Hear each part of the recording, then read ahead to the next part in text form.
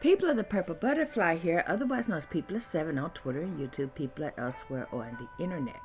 My soaps are located at PurpleButterfly-soaps.myshopify.com, my blog, PurpleButterfly-people.blogspot.com. And I'm going to show you how to load a draw card. In case you don't know, this is a draw card.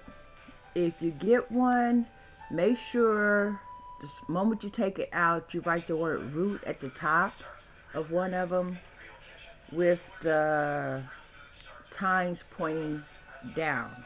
On one side of mine, there's a indicator. Let me see if I can still find that. Okay. Huh. Oh, I wrote the word root on top of it. But if you look at the little lines, you'll see an uneven row right here. That's the root side. That's important for the simple fact that these, when you open it up, are stainless steel tines that point down. If you put it upside down like that, when you go to pull the hair, it's going to snag. So you want to make sure that the tines are pointing down on both sides. A lot of people, when they put them together, if they have one side facing the opposite direction, it's going to lock in place. It's not going to suit you or serve your purpose. So you want to make sure both sides are pointing down. And you want to sandwich it from one side and then go over, because otherwise, say for instance, you start sandwiching the hair from one edge and press to the other edge, what's going to happen is it's going to warp. Hold on, let me give you a better example of that. Say for instance, I lined up the edges and then just literally went from one side. Now you're going to end up with something that looks like that. That's not what you want. And then it'll be off center. When you line up your hair, you want to go from the center out like that. That keeps it relatively straight. Now here's what you do. You separate out. You make sure the root side is facing up. Put the other one next to it. This is how you load track hair, by the way. When it comes time to load bulk hair, basically you're doing the same thing, but you're not using a track. You're just laying it down with the root side facing up. Now you're going to take your track hair, unroll it, don't cut it yet. Now you're going to lay it on the draw card with a slight overlap. Hold up. So this is the end of the draw card. This is the hair. You're going to press it down or pull it down so that way you can see the top of the draw card coming through the root of the hair. Okay. Now, from there, hold on, let me move the, there you go. Now, from there, you're going to take the other side, line that up,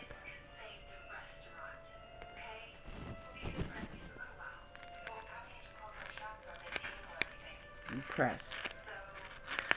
You don't even have to try to smooth it, just press. Okay?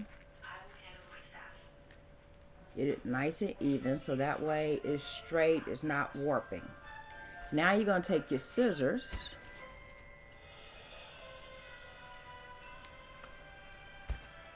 and cut the track from there. Okay? Let me lift that up. It's overhanging just a little bit, and I want it completely in there. Now the draw card is loaded with this much hair ready to go. Now you're going to take your scissors and cut the track at the very edge.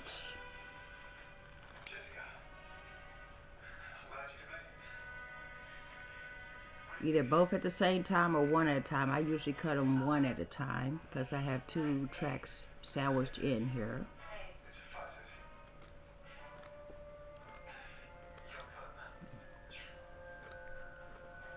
There we go.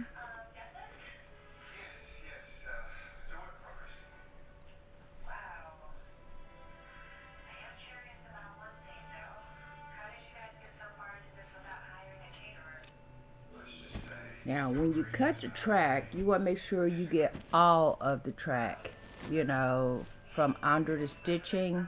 You don't want to leave any left on there. Because if you leave any of the track left on there, there was time to pull the hair, you won't have it, you know, get clogged up when you try to pull the hair out and get stuck there, which is exactly opposite of what you want. So yeah, let me make sure I got all of this.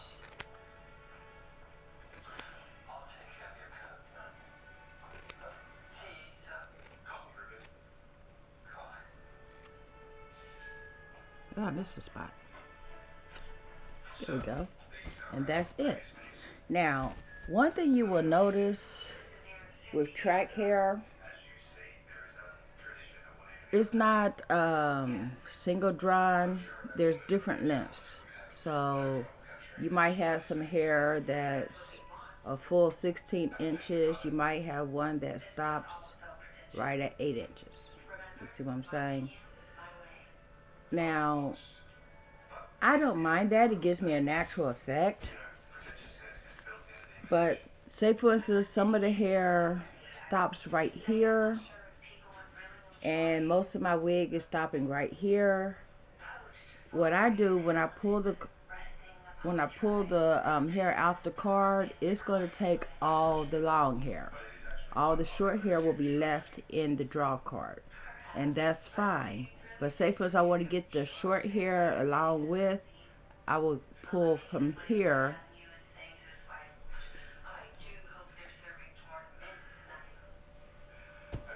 to load my ventilating. See that? Like that. So that way when I do the loop over, most of the hair is here, some of it's up here. That also gives you a couple of short ends here because that hair is shorter.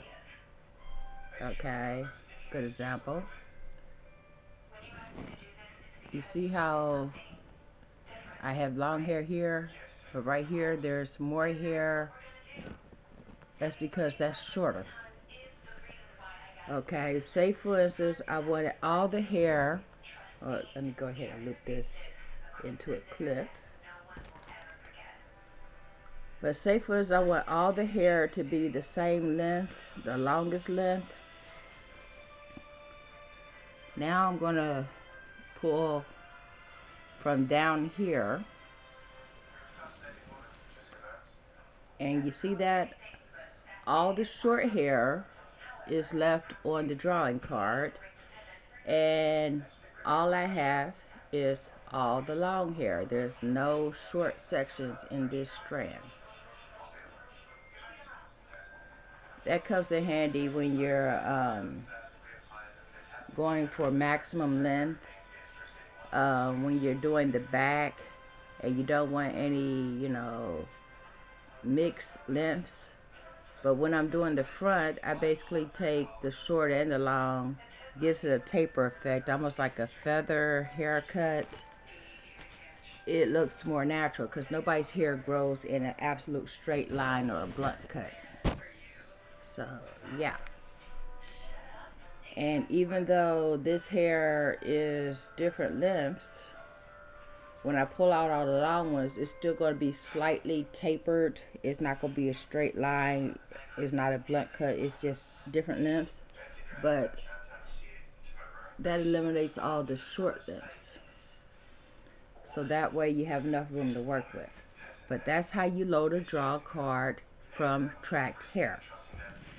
And then you take and anchor the rest of your hair in a bang or a rubber band or a couple of clips, so that way it's ready to go for the next time that you need to load the draw card. I usually set up a few clips like this on my workspace, so that way when I'm done with this section, I can go to this section, go to this section, go to this section, instead of pull it out the draw card, make a loop, then start to work, then pull out the draw card, make a loop, then start to work. Instead, I have, you know, ready-made loops ready for the ventilating process to begin. I've already marked off how I'm going to do the vertex. Right here, that's going to be single strand, single space knots. Right here, it's going to be single strand, single space knots. And right here, these three sections are going to be chunking again. So that way it's consistent. It'll get done quicker because all of this was chunking. I did that in 2 days. Whereas I've been working on this part for a month because single strand, single space takes up a lot of time because basically you're leaving no room. You're doing one strand per opening. You see what I'm saying? Whereas with chunking, if you look real close, you could tell I have, say for instance, 3 or 4 strands, and then, you know, a chunk of hair basically, and then a space, and then a chunk of hair, then a space, and so forth, so on. Basically, I do that at a diagonal, so that way when you brush it down, it becomes a bricklaying pattern. So here's strand here, here's strand here, here's strand here, here's strand here, and then the next row goes in between those rows. So that way when you brush the hair down, you don't have a gap. You have, you know, hair in between the spaces. And it gives a nice natural effect, but it gets hair on the wig quicker. So just thought I'd share that. That's how to put hair in your draw card. You can get a draw card from, well, I got this one from AliExpress. The store was Ali Leader. That's one of my favorites. You can also get one from His and Hers wig company. Well, I just drew a blank, but any place that sells ventilating tools, hair, probably has a draw card if they are in the business of selling supplies for hair ventilation. Your average wig store or beauty supply house probably isn't going to have it because the wigs they sell are usually pre-made.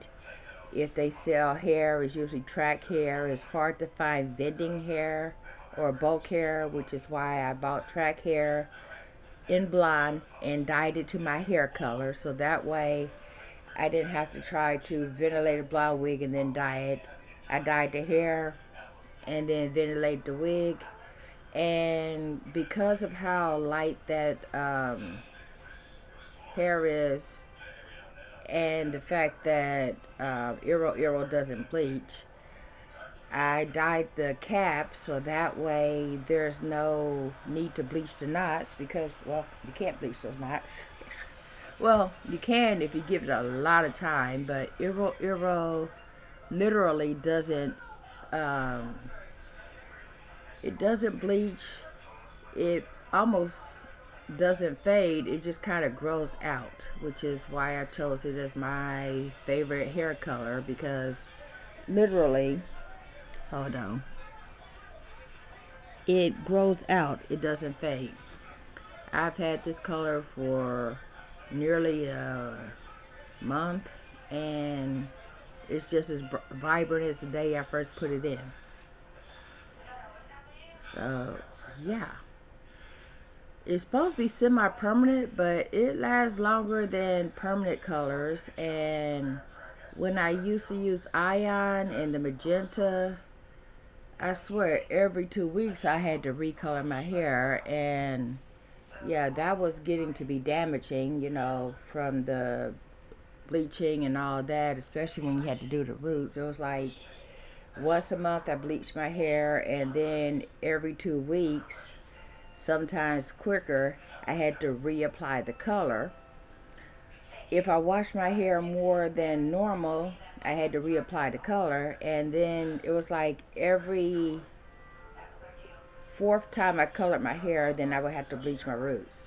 With the Eero, I basically just put the color on after I bleach my roots because of new growth.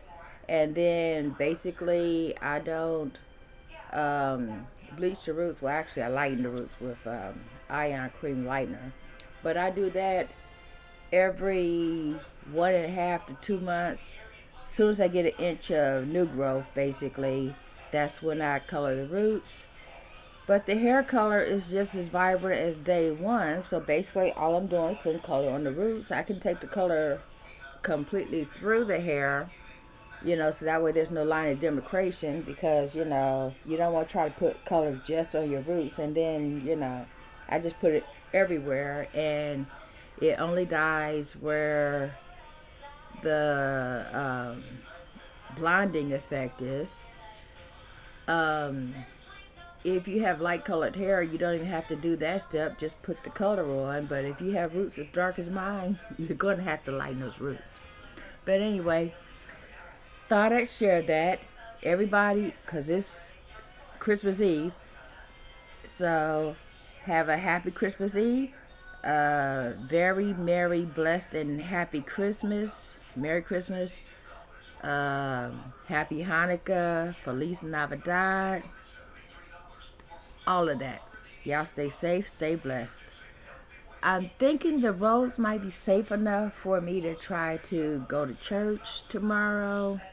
But if not, I'll be here watching it virtually. But yeah, my goal is to, they salted my walkway here, but that doesn't mean that the roads have been salted. I have to ask my daughter, because she actually had to go to work and she drove out into stuff today. So depending on what the traffic situation looking like, I may or may not go to church in person, but I will still go virtually. In the meantime, everybody have a blessed and happy Christmas. Bye now. This has been People7 on Twitter and YouTube, People elsewhere on the internet. My soaps located at PurpleButterfly-soaps.myshopify.com. My blog, PurpleButterfly-people.blogspot.com. Don't forget to like, comment, subscribe, and share. Bye now.